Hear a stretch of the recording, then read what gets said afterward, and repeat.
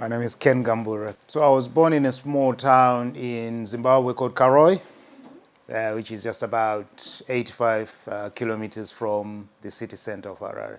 Growing up there, I only remember the first 2 years because my dad relocated quite a lot, moving around the country with his work. So I only stayed in Karoi for a couple of years. So it was me and my mom and my dad. So I remember the midwife that delivered, because she was the only midwife in that village area. Her name was Mrs. Mundari.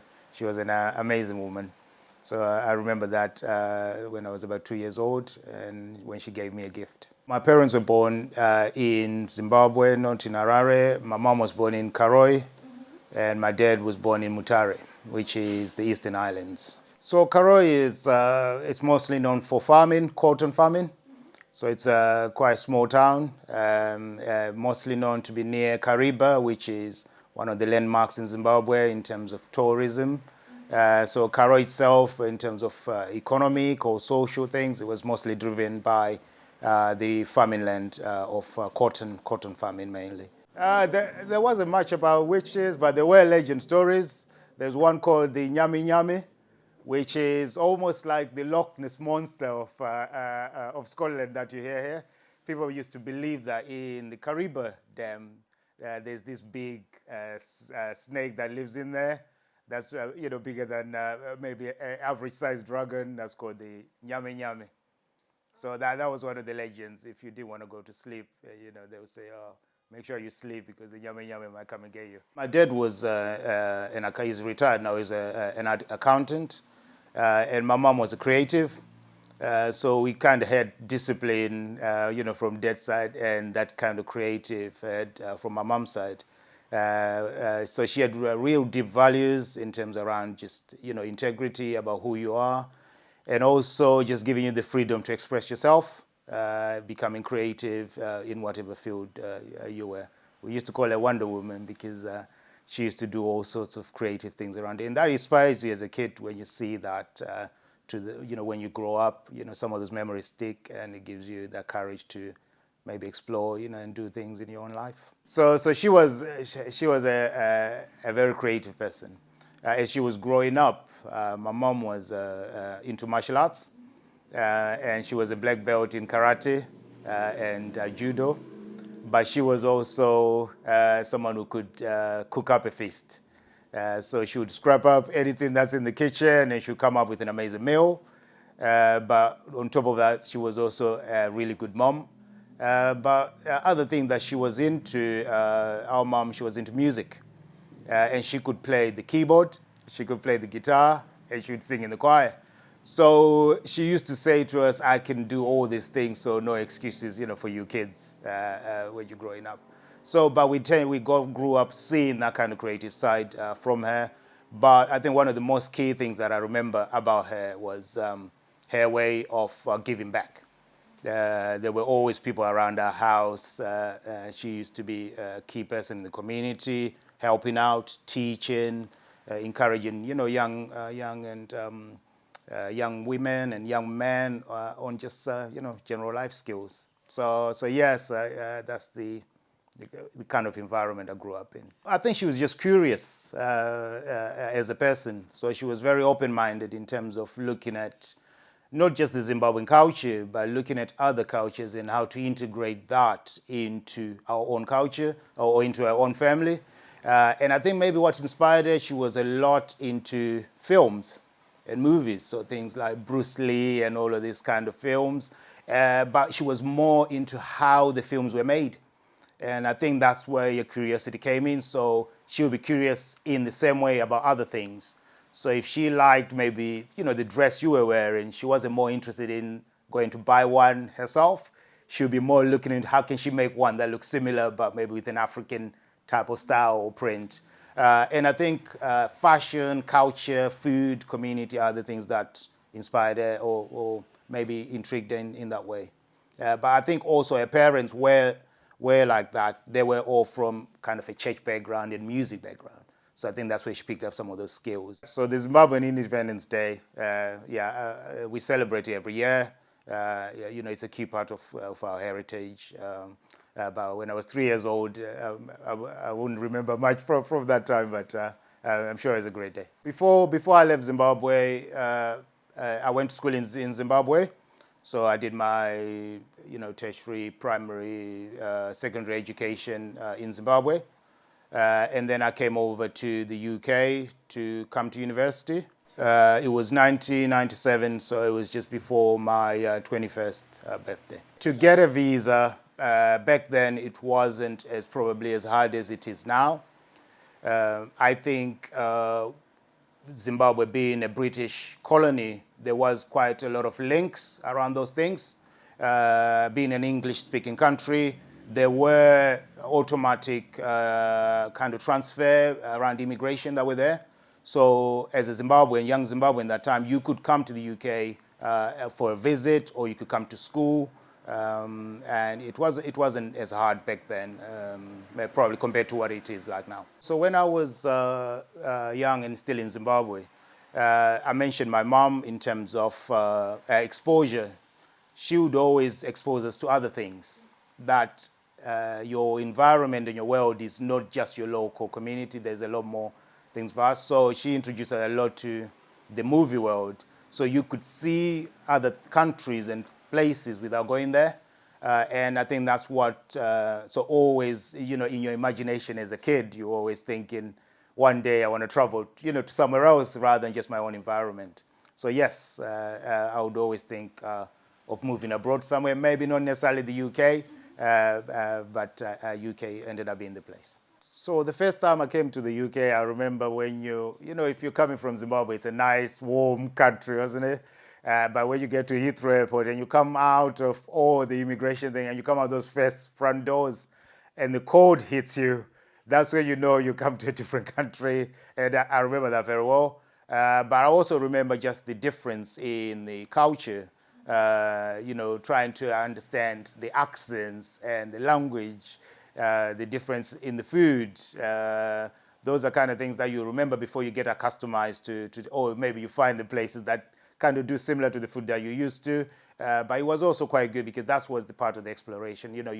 You wanted to try the cultures and integrate yourself into local communities where you've come in. But yes, it will be a culture shock initially when you get here. I think my mom's influence around just being open to other people was probably one of the key factors that maybe made it a bit easier for us to, for me to come over and settle, because you could create and break down those barriers, whether around language, and you want to learn the language quickly, or you want to understand how things work quickly.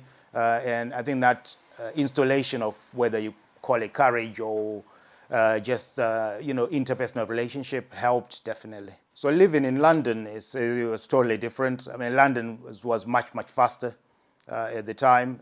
It was one of the cities. It's a fast city. It's a financial hub. So the pace that things go was totally different. If I'm comparing, to Nottingham, I remember when I first came to Nottingham, the difference within just the pace of how things work was where there was a big gap. But I fell in love with the Nottingham community because it was much more friendlier. Not in terms of, in London, I think everyone is so busy, people are just kind of doing their own thing. But in Nottingham, it was quite refreshing that people would just speak, stop on the road and have a chat with you without really knowing who you are or where you kind of from, but they interested or intrigued to find out at the time. So that was one of the main differences between London and Nottingham. When I first moved to London, my auntie lived there. So I was just within her circle of Zimbabwean community at the time. But back then, people were just so busy working that there wasn't really a community center feel that you maybe get probably in the Nottingham Zimbabwean community. It was there, but I think people were just kind of in their own circles. So initially when I moved, I didn't find like Zimbabwe, besides my family network wise. But as you get older, by the time I get to go to university, that's when you start to make other friends and you're starting to know where other things you can go on to or places you can visit where maybe there are African communities. But there were African kind of hubs where you could go to, African centers, but not necessarily Zimbabwean in particular. So when I left Zimbabwe in 1997, things were still were not as, as turbulent as they got a few years after that. That time things were very calm. The economy was doing good, because I remember the currency back in Zim at the time you could, afford to buy a ticket, quite easily. So things were still quite stable and prosperous at the time. In the UK at the time when I came, it was most of it was just a new area, culture shock, different music, different dress. I remember the Spice Girls were a big hit back then at the time. So I remember that because they were on all the they were all on all these red buses. You couldn't miss them. They were everywhere. Did you have a favorite yourself? No, I didn't. If you push me, I would maybe say Scary Spice. But yeah, it was one of the things that, from a music point of view, that was happening at that time. I was more into one of the things that really excited me was access to music. So at the time, I was more into like hip hop, and at the time, you could walk into any shop and get any CD. One of the things back home you couldn't do, depending where you lived in. So you could walk in the HMV or get your CD of Tupac or Notorious B.I.G. Those things. So that exposure to access to music on an instant was amazing. So when I came to the UK, by the time I got to university, I went to City University in London. And I studied a nursing degree there, so I come from a healthcare background. So I think what drove me to study nursing was my aunt, Aunt Val, who lives in London. She was a nurse. She was my mom's sister, and at the time when we were talking, she was telling me about some of the things that she would be doing within nursing and what she does, how long the course was, when she trained. But she also told me about the opportunities and the doors that nursing would open, not just for myself, but for all those kind of around me. But I think the key thing really is what was instilled maybe way back then is it's in the nature of my integrity to care. So this is something that's just trend in within my probably DNA and blood system. So at the time, I had two opportunities to go and do two different things.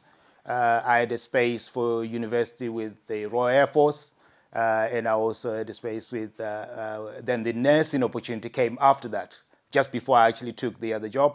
And I took that because it was more kind of aligned to who I am and my traits, and I absolutely loved it when I started. I remember when I first started nursing, there were 11 of us Zimbabweans within the course, and other nationalities or African nationalities. So I'm sure it's probably a lot more now, but back then it was about 11 of us out of a cohort of about 250. So I worked as a nurse for 6 years. On the actual floors for 6 years, and it was absolutely amazing as a nurse, because you could see, that's where you see the real difference of what NHS and nurses do, because you could see someone walk through the hospital doors on a stretcher bed, and then after 6 weeks or however long is of treatment and looking after them, they walk out of that door. There's nothing more satisfying than that, I've seen. Especially when you see that same patient come back and they're fitting well and they maybe come to show you their family or their new baby or anything like that. So I think in terms of careers for young men and women listening, it's probably one of the most rewarding that you can do. I think discrimination and racism and differences in culture is one of the things that comes along in any environment, because as you're different, whether in color, skin, tone, language, anything like that, there will be those challenges. So sometimes culturally, I remember where we come from we're very friendly, but there are some cultures that are not. Doesn't mean that they're not friendly, but they're just not as forthcoming in words or smiles, but they're still a friendly person. So it took me time sometimes to adjust to those cultural differences of finding out at what level do you give someone a hug and you don't give someone a hug, because some cultures that's not. But then you have other cultures, like I remember meeting some Italian cultures where they don't just give you a hug, but they even give you 2 kisses on cheeks. And from where I come from, my culture, that's something that you probably don't do. It's probably a bit further up. So it's understanding those cultural differences in language. But I think a difference in discrimination or it's something that's existed before I even maybe got there, and it's something that at the moment we're still working on and trying to advocate that.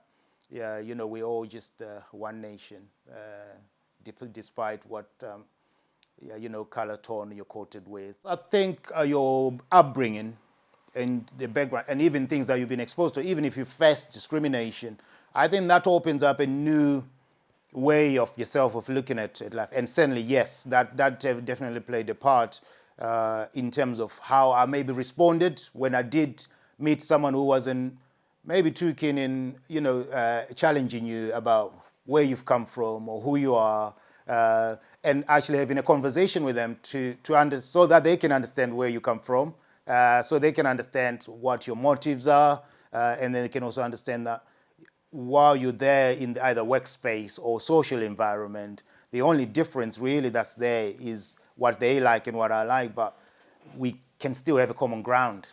We can probably still share the same like of music. They might like Beethoven and I might like Amapiano, but we could still find a mix somewhere. It doesn't matter really, about color and some of these things. I think identity is a key part of who you are, and you should own that and embrace that. But I think there should also be respect from the other person to understand that this is who this person is, and I also do the same. And I think if you got that respect on there, it doesn't really matter because you've got a good foundation to start having a conversation. And that openness I think is key. I think it's key. And yes, I certainly learned it from Wonder Woman, we used to call her. Yeah. I moved to Nottingham in 2003. And I moved to Nottingham with work at that time. So my family was moving to Nottingham at the time, and I had a job in the NHS here in Nottingham at one of the local hospitals in Nottingham. I think when I moved to Nottingham and started working at one of the local hospitals, one of the key things I mentioned was the difference in almost the same cultural thing that you talked about, where even if it's all UK, you get a difference in how people are in terms of their demeanor. So you find that people in Nottingham were just a lot more friendlier, or they came across as friendlier. Doesn't necessarily mean the people in London were not before they started to come after me. Doesn't mean they were not friendly, but that's just this openness of a community more in Nottingham. Whether because it's much of a smaller city, I don't know, but you definitely felt at home when you go here. And one of the things that they did for us to help you just understand the cultures, they gave us this A4 sheet of paper, and it had all the local Nottingham slang on there. So things like dock or metabs or flower on there. So that when you're talking to, patients on the ward or relatives, and if they speak in this language, you will understand what they're talking about. And I find myself, I talk in some of that language now because and I think that's a way of taking people maybe who are not from that area and help them integrate into the community, and that's really key. So I'm just, I'm a creative through and through, whether when I was working in the NHS, now I'm working within Bright Flavors, which is a Zimbabwean South African restaurant takeaway, and I'm responsible for creating all the products that come through that we then end up serving the customers. So as I mentioned before, in terms of who I am as a person, that integrity, caring nature, I was always still looking for opportunities to influence my community. So when I joined the City Hospital team and I was working there, I was always looking for a teaching role, because this is one of the areas where you can pass on whether your creative background, your knowledge, your skills that you've gained. And at the time, I couldn't really find a teaching role that could come, or a coaching role. So I eventually found that role within healthcare and pharma industry, where we could go in and train either other nurses, we could go in and train other colleagues. And that really resonated with me because it was within some of the key things, the key skills of the things that I like. So then I become part of those teaching and coaching communities within the healthcare industry of the NHS. And that was an area that I really enjoyed, and then I stayed in that. So when I came to the Joburg City Hospital, I lived with family. Yeah, I mean, Nottingham is a really cool place. You know, it's one of the cities where you can live and you're right bang in the middle of the country. The people there were, you know, within the Aspley area where I lived, you know, they were all nice. They're, you know, friendly. We made friends. They will take out your bin for you, which you would not get, you know, in some of the areas in London or back in Zoom. But you know, but it's just a really good community area and community feel. I didn't feel as much of an alien, you know, when you first come to a new country when I came to Nottingham. So in terms of from moving from nursing, teaching, coaching, I don't really feel like I transitioned that much, because what I do at the core of it is still the same thing, but I just wanted a platform where I could do more of that. So what I mean by that is the coaching and teaching of young men and women, especially around personal and professional development. When I was within the teaching, sales, coaching role within the healthcare industry, I wasn't really feeling like I was doing as much of that, and that just kept chipping away at me over years because I knew some of the things that you know I wanted to do. So I thought about how can I come up with a platform where I can create opportunities for teaching and coaching, but also still do some of my passions and things like that. And food is one of them. So that's how the Bright Flavors concept came to play. So it was about finding out, right, okay, I wanted to introduce the food and culture of the Zimbabweans so that the same way that I was integrated into the community, can I integrate the local UK, Nottingham community into where we come from, what we're about, and how our food is. So I decided to create Bright Flavors at the time to test the food at least so that people can try the food. But I knew that having that kind of platform would then create an open door for young men and women to come through those doors to learn, one, about our culture, about our food, but also just go through life coaching, personal development coaching, professional coaching, which is really what Bright Flavors in the background really stands for, which is ultimately really wanting to give back and make a difference within the community that I live in. So Bright Flavors as a business is called One Mission, which is ultimately wanting to give back and make a difference. But we do that through providing Zimbabwean, South African, and vegetarian food. But that creates a platform for an area or a workspace for young men and women to come in and work in that area. And that's a really good mix, I think, of introducing food and culture that people don't really know about, but you're also making an impact to your local economy, local community. Yeah. So that's, in a nutshell, the business stands for that as a whole. The food, I always think it's a bonus.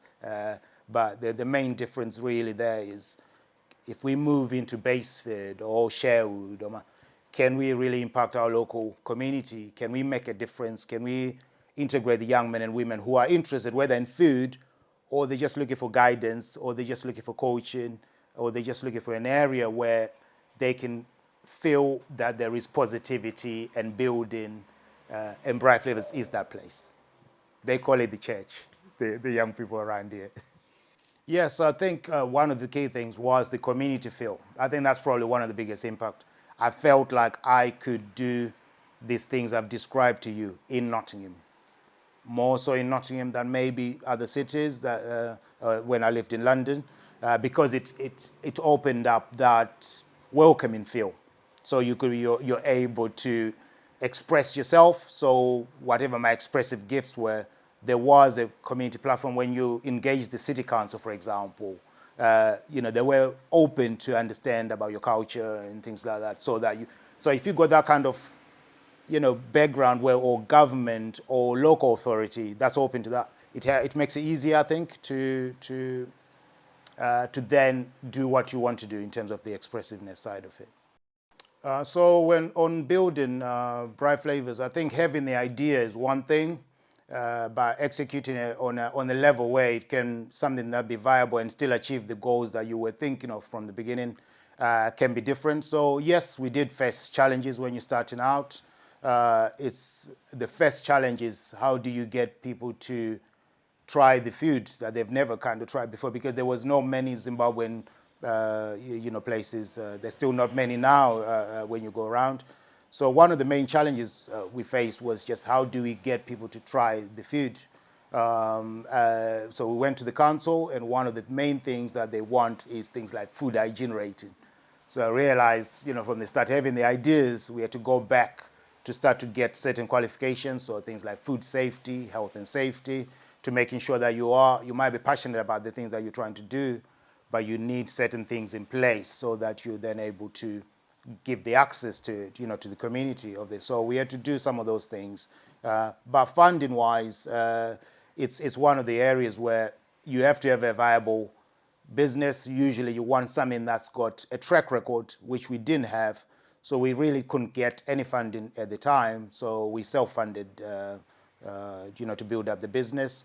Once we started to do some events where people were starting to get some interest in catering things, we then approached the business enterprise in the UK to show them the numbers of what we had already done at that time, and they managed to fund us part of the business plan. In Zimbabwe, it's a different landscape. Yes, I think resources are there in terms of if you want to start a business, probably not necessarily from maybe a government sector, but they're there from private investors. So if you have a business idea that you want to execute, there are business venture people you can approach for that. So funding options are there, but they might not be as accessible as they are in the UK. Because in the UK, you've got bodies that are there to try and help you start a business. There's a body called Startup.gov. I think it's all under .gov now. And their role is to help you with your idea and your business from the time of creating the business plan to the funding, if they think it's viable. So some of those things you might not get similar in Zimbabwe. But when I left Zimbabwe back then, I was still a bit younger now. But I certainly know now there are business people in Zimbabwe. If you've got a viable idea, they'll be able to fund it to help you grow it. Obviously, you have to put some stake in place or percentage or whatever agreement that you might have, or maybe pay them back on interest. When I started the business, I started it with one of my brothers, just doing events. So because one of the challenges I mentioned about how do you get people to try your food, so we looked at what are the opportunities within the Nottingham area where we can put the food in front of people, and the thing was events. So we started to look at what kind of events can we do, but can we start to live this vision of giving back now as well? So I looked for charities. So one of the main charities that I approached was Wish Upon a Star, which is a children's charity. Approached the Nottingham Brain Cancer Charity as well. And all these charities I was approaching, I knew that they did events every year. So we said, right, okay, so if we can create Zimbabwean, South African food for them, we get a store at some of these events, but maybe even take part in some of the cycling or marathon or whatever it is. It gives a platform for where you've got 2,000 people there who are taking part or coming to support. They can actually then come and try the food. And then those proceeds from that can go to those charities. Then as you're building the business, you are also living the vision of making the difference within that community from the start, rather than waiting maybe when you're a viable business. But from the test areas where you're still trying the menu, trying the foods, can you also make a difference at that stage? And so that's how we did it. That's how we started to get access of the food to different people. Because my concern was not much about the Zimbabwean community, because I knew they already love the food, they can cook the food. But it was about how can we get it into the English community, the Caucasian community, the Polish community, all the other people who've not tried this food, but also how can we get them to see where the food comes from, the culture of the food, those sort of things. In Zimbabwe, it's a different landscape. Yes, I think resources are there in terms of if you want to start a business, probably not necessarily from maybe a government sector, but they're there from private investors. So if you have, a business idea that you want to execute, there are business venture people you can approach for that. So funding options are there, but they might not be as accessible as they are in the UK. Because in the UK, you've got bodies that are there to try and help you start a business. There's a body called Startup.gov. I think it's all under .gov now. And their role is to help you with your idea and your business from the time of creating the business plan to the funding, if they think it's viable. So some of those things you might not get similar in Zimbabwe. But when I left Zimbabwe back then, I was still a bit younger now. But I certainly know now there are business people in Zimbabwe. If you've got a viable idea, they'll be able to fund it to help you grow it. Obviously, you have to put some stake in place or percentage or whatever agreement that you might have, or maybe pay them back on interest. When I started the business, I started it with one of my brothers, just doing events. So because one of the challenges I mentioned about how do you get people to try your food, so we looked at, so what are the opportunities within Nottingham area where we can put the food in front of people, and the thing was events. So we started to look at what kind of events can we do, but can we start to live this vision of giving back now as well? So I looked for charities. So one of the main charities that I approached was Wish Upon a Star, which is a children's charity. Approached the Nottingham Brain Cancer Charity as well. And all these charities I was approaching, I knew that they did events every year. So we said, right, okay, so if we can create Zimbabwean, South African food for them, we get a store at some of these events, but maybe even take part in some of the cycling or marathon or whatever it is. It gives a platform for where you've got 2,000 people there who are taking part or coming to support. They can actually then come and try the food. And then those proceeds from that can go to those charities. Then as you're building the business, you are also living the vision of making the difference within that community from the start, rather than waiting maybe when you're a viable business.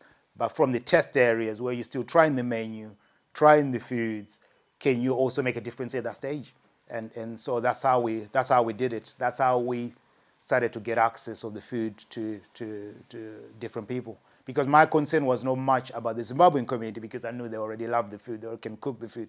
But it was about how can we get it into, the English community, the Caucasian community, the Polish community, all the other people who've not tried this food, but also how can we get them to see where the food comes from, the culture of the food, those sort of things. So Zimbabwean and South African staple diets are quite similar.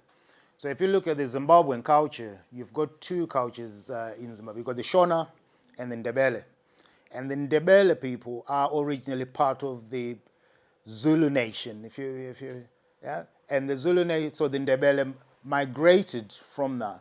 And some of those diets are still the same. So the staple food like sadza, we call it in Shona, they might call it ichwala, or in South Africa, they might call it pap. It's all the same food. It's how it's cooked, how we dish it out, and how some of the relishes are created, whether it's a chakalaka or a tomato and onion sauce, it's all the same. So the diets are quite similar within that whole, probably Southern African region. Within that area. So that's why we call it Zimbabwean South African. But vegetarian is also a big part of that food. So we do things like aubergines, courgettes, butternut squash. Because there's I like the challenge of getting flavors out of vegetables, because a lot of the time people avoid vegetables. But our vegetarian option is probably one of the best selling, especially when we do events. It outsells all the meats. I don't know how, but it does. And I think having a merge of all those three, because some of the vegetables are kind of Mediterranean, but things like butternut squash is quite popular in Zimbabwe and South Africa. We use it for totally all different dishes. So it's having a mixture of all that, and that's where the creativity comes back. So it's about not just being stagnant and saying, okay, this is our food, this is our culture, but how can we make it palatable for someone who's never tested, this other food? How can we make them try it? Can we make it less spicy, more spicy, a little bit flavor? Can we maybe take one of the English dishes and or one of the Mediterranean dishes and mix it up together to get it right. And that's food creativity. That's just how it is. You have to experiment and try things. When I first moved to Nottingham, there was one shop called, I think it was called, the guy is called Makeke. It was the only Nottingham shop I remember, and they had some of the selection similar to some of the products that we have here back then. And that was the first place that I found that is Zimbabwean food accessible. So that was the first place that I found African food in Nottingham, but also African community in Nottingham. So you remember I mentioned that there was more of a community in Nottingham, but going to Makekes, that's where everyone used to go. So from there, you started to find other African people or Zimbabwean people at the time. So I try and incorporate the hobbies in kind of what I do at the moment. So one of the key things that I really enjoy doing is coaching. So whenever I get time, I get young people in, whether one or group of young men and women, and I go through different life skills. So I will ask them individually 1 or 2, 3 goals of the things that they want to achieve over whether lifespan, next year, or whatever the timeline might look like. And then we break those down into daily steps of how they can get there. And if I can impact or get them to take at least even one thing with them from that, that's one of the things that really drives me from hobbies-wise. So whenever I get free time, is to do a lot of those things around that, whether here or at a community center or wherever the setting might be, outside of what I already do. So far, since we started Bright Flavors 5 years ago, we've coached 80 young men and women who've come through the business for life coaching, personal development, professional development. And some of them have gone to do beauty therapy, so it doesn't have to be in food. Some of them have gone to do landscaping. Some have gone to university, do psychology or whatever it is. Some have gone to apprentice. We've got one who's just coming off now. He's going to join the HMRC to do an apprenticeship there. And those are the wins for me. I saw that around me, what the difference my parents or my auntie made for other people that they didn't even know. And their lives go better. So rather than maybe just giving them something, it's about showing them how to get it themselves is kind of what I do. So I'm really passionate about coaching. I think when you then see the young men and women come through back the door and they finish their course at Birmingham or Leeds or whatever, and they've got a job, I don't think there's anything more rewarding than that. And I only ask them one thing: pass it on. So that if you find another young man or woman who needs help, when you get to the level of you got your own business, your own company, I think that should be businesses should be a lot more socially driven like that, because that's when you can make a real difference around. And if they can pass it on, then we found a way of scaling some of the things naturally you can't scale, like kindness and integrity and helping and giving. So yeah, that's one of my hobbies. As a child growing up, I was a bit naughty like any kid. I won't say any stories right now. But as our mom or parents were trying to get through to me, especially, there were ideas and things she wanted to introduce to me, but she couldn't because either I wouldn't listen or I wouldn't pay attention for long enough or whatever it is. But then she did one good thing, is she introduced me to films. Because she knew that with films, you captivated. But what she was really teaching me from films was that there are no barriers in terms of what you can do as a young man or woman. The only limit, especially if you're passionate about something and you want to make a difference and your motives are pure about whatever it is, you can do them. And she communicated through movies. So at the time, there were other old movies that she showed me, whether they were martial arts or whatever it is, or she used to give me money to go to the cinema. But when I first saw the first Matrix movie, when I was in the UK, it made sense in terms of, to me, it's more like a documentary. So it's something where you're watching it, it goes through different facets of how a human being can come from an area where they've got gifts underneath, but they're not really exploring them. but they can actually explore those gifts or gain the courage to do them and then make a difference around all the people around them. And that's why that kind of matrix thinking is probably what I call it courage for young men and women who come through here, because a lot of the time we all have a certain gift. We all have a certain passion. We all have something that we want to do, but sometimes there's no platform for it. So when they come in, we create within Bright Flavors, any young men and women who come in to work here, as part of them joining to work, they have to sign up to the coaching platform. And it's one of the key things that you can't work if you don't sign up to the coaching. Because I think as they come in, they have to be better than when they first came here. So that when they're going to university or apprenticeship or whatever it is it's seen through that. And I got some of those ideas from the movie matrix of how you can make a difference and really bring. So we're bringing out fictional characters and movie into kind of real life, but still making it fun and exciting, because you have to make it engaging for people to learn or even to listen what you're thinking about. So that's why it's my favorite. I go to the cinemas in Nottingham. I love the cinemas in Nottingham. I've just been recently to see The Woman King. What a film! What a film! But it's the storylines are amazing. But Nottingham has got those options for you. It's got really good options of cinemas. So you've got the Cineworld in the city centre. You've got the Savoy if you're on a budget, but it's really cool. And then you go Showcase.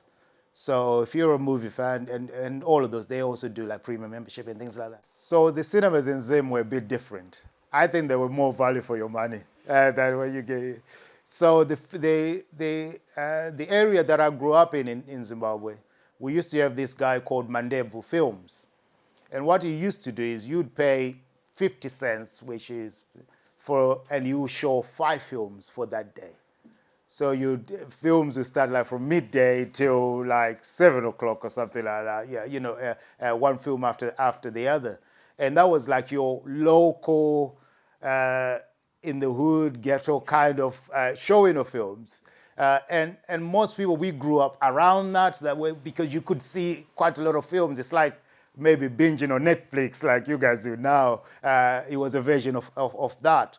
But then you had the main cinemas, which is similar to your Showcase or Cineworld now, where you could go. But it was more of an experience. So it wasn't somewhere where you would maybe afford to go every weekend. But when you went, it was quite special, because big screen and surround sound and all that, you would really capture what the movie is about.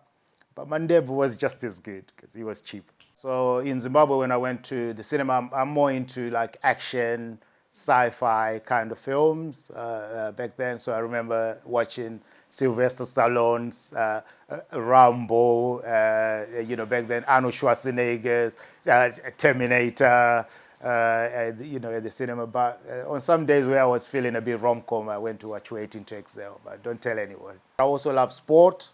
So I like football. I'm a Chelsea football fan, but I'm also a Nottingham Forest fan, the Reds. Jake, who's one of the young men who's part of the Bright Flavors business, he's a die-hard Forest fan, so I had no choice, especially when they got promoted. We're all going to end up on those stands supporting the club. So I'm into those things, but I'm also into reading. I advocate reading, whether audio or podcasts or anything like that. For young ones, because you can learn a lot and you can go somewhere without having to go there. So if you like those things. So yeah, but I like just having fun, family, friends, those around food and culture. But I try and integrate all of that within the things that I do on a day-to-day basis, if I can. So my favorite places to visit in Nottingham at the moment is the University Park, because you get a mixture of everything there. You've got like a nice coffee shop, then you've got the lake, and then you've got the lab that you can walk around. You also have mini golf there. And when my son was a bit younger, there's like a massive park for kids with slides and things like that. So that's one of the favorite places to visit. But if you're looking at maybe a nightlife in Nottingham, Kokotang is a really cool bar to go to. Nottingham is a really great place for bars, food places to eat, and also places to visit. Yeah. So I try and go back to Zimbabwe every year because it keeps you connected to the culture, and sometimes it also gives you inspiration for new dishes that we might be trying to make. I'm more into like things like condiments and sauces and flavors, about how do you bring flavors to the food, that kind of creative side of it.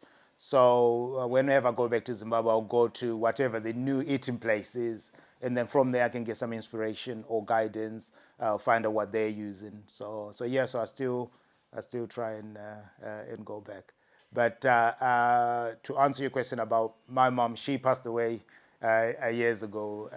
But I'm sure, but I'm sure she'll be proud that we're pimping up her recipes now and getting people to test it. My family is from Mutare, which is in the Eastern Islands. That's where my dad's family is from. That's where I feel when I go there, that's where it feels more home. It's a beautiful, I'm biased, but it's a beautiful place. It's the Eastern Highlands, mountainous, always green, always tropical, almost kind of weather. Very popular for bananas and tea and coffee, those kind of things. So that's where I really feel a lot more at home. But I grew up, because my dad we used to move around, I grew up in Harare mostly. But home, where you get the home feel, is Mutare. So yes, so Nottingham feels so much like home. In fact, it doesn't feel. Nottingham is home, because that's where I live. Home means community. Home means family. Home really means to be giving back. Home is kind of what I saw when I was growing up, where you can create whether it's your flat, your house, an openness to that door of helping out, of allowing someone else to come in and know who you are and try your food, or know about your culture, know about who you are, and also make a difference, to that person or people. That's what home means to me. I think home means collectiveness. I've got one son. His name is Tyrell. He'll be 16 next year. I think from one of the biggest difference I've seen with my son in terms of difference of growing up is access to your creative gifts a lot earlier. If some of the things we talk about now, I sometimes think, oh, if I could have done some of this when I was 15 or 16 or 14. And that's the opportunity that my son does have now, Tyrell. So he's a creative as well. He's an amazing drawer and painter. And you can see that coming through at a lot earlier age, because you've got the opportunities. The schools kind of allow some of those gifts to be expressed. And he's already had work, artwork in like the contemporary in the summers for his art. So that's probably the difference. I think sometimes you can have all the gift and talent you have, but if the area doesn't, or the environment is not set up to bring that out or to give you the opportunity to do it, it's difficult to do it. So I'm so grateful for that. So I'm both. I love both places. Zim is important to me because that's where I come from. That's where my values, integrity, all the things that you're seeing even this conversation come out, that's where they came from. Those are the roots of it. But Nottingham gave me the space to make them flourish. And not just that, but also touch someone else with those gifts. And I think that's why I'm so grateful. So my son was born here in Nottingham. So he's more Nottingham than me. But before, I used to try and take him back to Zim whenever I go back, so that at least he can see some of his long-distance cousins or my dad, or just to have a feel of where his heritage comes from. And I think that's important. He can understand my local language, Shona. He can't speak it fluently, but he can understand all the words. And that was one of the key things that I wanted to make sure that, as he grew up, he can, he'll be able to converse fully, but maybe at some point. But I think it's important to really show your heritage and your culture because it's part of their identity when they're growing up. They can look back at some of those things, especially now when we can capture content like we can do. It gives them an opportunity to go back and look at films and pictures and reels so that they can see where they come from. I think that's really key. My son, as I said, he's creative. A couple of years ago, he came up with the pizza menu for us. They were doing something at school, and I asked him, how is it going? Show me what you've been doing. And we created a whole pizza menu out of that. So he is very much a part of the creative side. Because he's still below 16, we can't make him work full-time yet. But next year, definitely, he will be coming into the kitchen a lot more because he likes, although he's more into drawing and art and painting, but he likes to cook too. I think the Queen was, for someone to get onto the throne at 25, I think she was at the time, to when she passed, you can't ignore that. I mean, she was so young when she took the throne. The strength that she had to have to endure all those times. Remember, you probably, there were world wars and management and still trying to build a community. And all the work that she did, even, I think she swore not the current prime minister, but the last prime minister into office before she passed. I mean, to work until that time, you have to honor that. I mean, that's just amazing, isn't it? From a work ethic point of view. But it's also close because it's part of this community in Baseford. The last Queen's Diamond Jubilee was commemorated just down the road at Vernon Park. So there's a commemoration there of the Queen. The Diamond Jubilee, which we just celebrated in April, we were a big part of that. One of the organizations sponsored us to do a big feast at Arboretum Park for the Queen's Jubilee. So so that's a merge of that Zim, Nottingham, UK integration of cultures, but all on a frame. I mean, it was so busy there, people coming to try the Zimbabwean, and a lot of them were not Zimbabwean. So yes, I think the Queen has had a huge impact on all of us. I think the one of the good things about you can have dual citizenship. So the ability of having dual citizenship, Zimbabwean and British, because I think some countries maybe don't allow that, but we've got the privilege of that, of being a dual citizen. So I think it's given me exposure and culture of the British, but also still keeping my roots and identity. But I think for me, because I was born and grew up in Zimbabwe, it's much harder for me to lose that kind of core part of who I am from a cultural perspective. Maybe it might be slightly different for my son because he's born here in Nottingham. It doesn't really affect me. I think you've got the best of both worlds is how I look at it, because you're part of the Nottingham culture, but you're also African and Zimbabwean and proud for both areas. The advice that I would give to any young man or woman coming from Zimbabwe to the UK or to Nottingham is to be open-minded, because we all respond to the culture differences in different ways, depending on your personality, who you are, your values, where you've come from, because even in Zimbabwe, people have got different values and backgrounds, right?